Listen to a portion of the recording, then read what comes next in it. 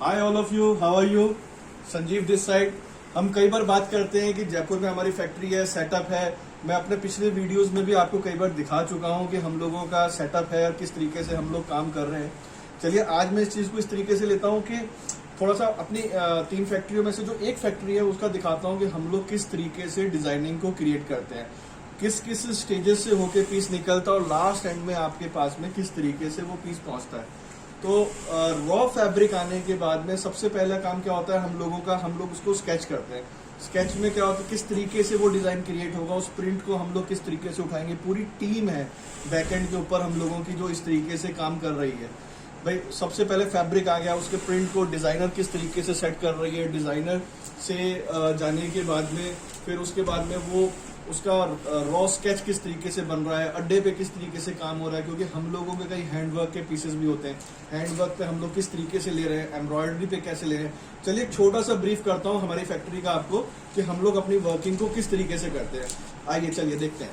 देखिए सबसे पहले जो हम लोगों के पास में जो फैब्रिक आया है उसको डिजाइनर पहले तो स्केच करती हैं, बट उसके बाद में हमको उस पर एम्ब्रॉयडरी कौन सी करनी है, प्रिंट कौन, उस प्रिंट पे हैंडवर्क किस तरीके का होगा उसको मैं आपको दिखाता हूँ।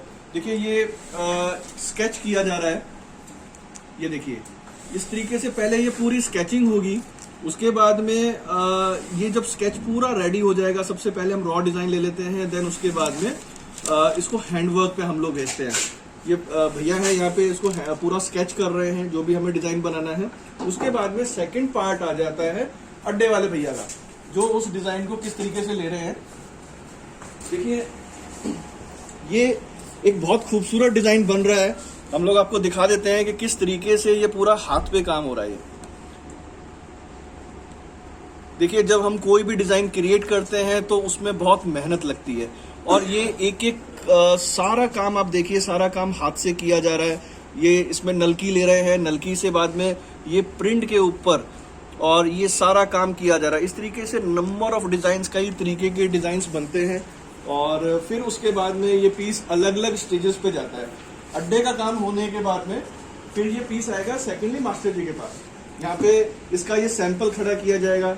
देखिए जैसे ये बहुत खूबसूरत हम लोग डिजाइन बना रहे हैं, मास्टर जी अभी क्या कर रहे हैं कि इसको स्टिच कर रहे हैं। ये इनिशियल स्टेज का पीस है, अभी इसमें हो सकता है कई चेंजेस भी आएंगे और एक बार पहले हम पीस को खड़ा कर लेंगे। खड़ा करने के बाद में हम देखेंगे कि कैसा लग रहा है, मैनिक्विन पे डाला जाएगा, मॉडल को पहनाया जाएगा और अलग अलग स्टेजेस पे कई कुछ होगा इसके अंदर।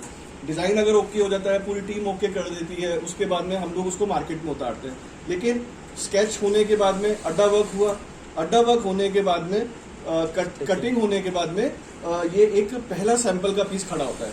उसके बाद में फिर ये पीस अलग अलग स्टेजेस से निकलता हुआ फिर प्रोडक्शन में जाएंगे। प्रोडक्शन से लेयरिंग लगेगी, लेयरिंग लगने के बाद में वो फिर प्रोडक्शन में जाएगा। अब जैसे इसकी लेयरिंग हो रही है, कटिंग होगी और ये सैम्पलिंग की हो रहा है अभी यहाँ पे। देन उसके बाद में फिर हम लोग इसको और अलग अलग स्टेजेस पे जाके प्रोडक्शन में जाएगा। बहुत कई स्टेजेस हैं जी इसकी एंड पूरी टीम है उसके लिए। चलिए मैं आपको कुछ और भी अलग से दिखाता हूँ हम लोग किस तरीके से।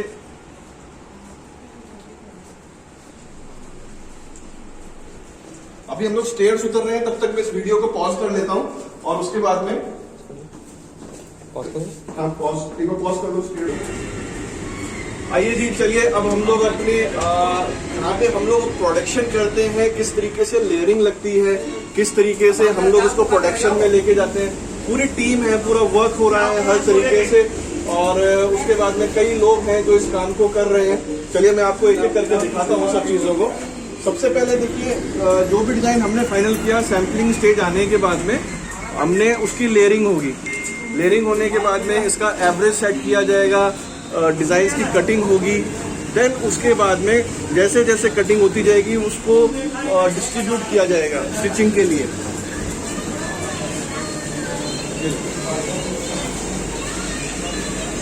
ये हमारी यूनिट है जी,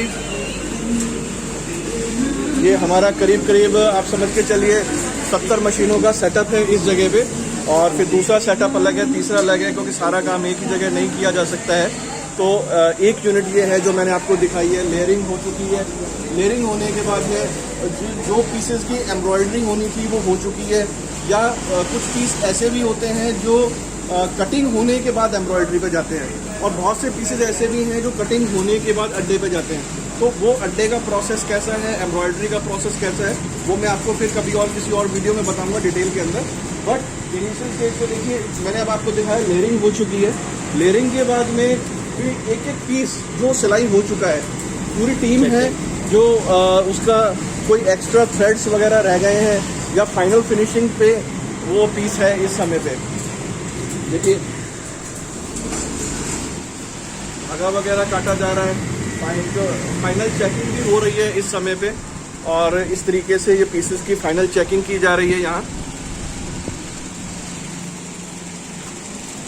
लास्ट में पीस आता है जी प्रेसिंग पे। 2-3 स्टेजेस से निकलने के बाद में, पूरा QC चेक होने के बाद में लास्ट पीस आ जाता है प्रेसिंग पे। प्रेसिंग भी एक तरीके का फाइनल QC है, क्योंकि यहाँ आने के बाद में पीस पूरा पैक होगा। इससे पहले हम अलग अलग स्टेजेस पे इसकी QC कर चुके हैं। कोई एक्स्ट्रा थ्रेड है या बनते समय कोई इस पे दाग वगैरह या कुछ भी आया है तो वो हम स्टेन गन वगैरह में उससे रिमूव हो चुका है। लास्ट स्टेज है प्रेसिंग, यहाँ से पीस पैक हो जाएगा। पैक होने के बाद में और पूरा इंडिया ही नहीं बल्कि पूरे वर्ल्ड में उसको डिस्ट्रीब्यूट कर दिया जाता है। चलिए जी, ये एक छोटा सा मैंने एक अपनी सिर्फ एक फैक्ट्री की एक झलक दिखाई है कि किस तरीके से हम लोग इस काम को करते हैं, और एक रॉ फैब्रिक से एक हाई एंड फैशन किस तरीके से क्रिएट होता है, कितनी टीम है उसको करने के लिए, कितने लोग इसमें काम कर रहे हैं, कितने लोगों की रोजी रोटी इस चीज़ से चल रही है। तो आपको ये सब कुछ दिखा के आज मुझे बहुत खुशी हो रही है। मैंने अपने कुछ पिछले वीडियोस में भी इस तरीके से दिखाया था कि किस तरीके से हम लोग वो काम को कर रहे हैं। चलिए जी, दोबारा फिर कभी किसी और नई वीडियो में, नई और चीज़ में आपसे दोबारा मुलाकात होगी। तब तक के लिए नमस्कार, आदाब, सत श्री अकाल, जय जिनेंद्र।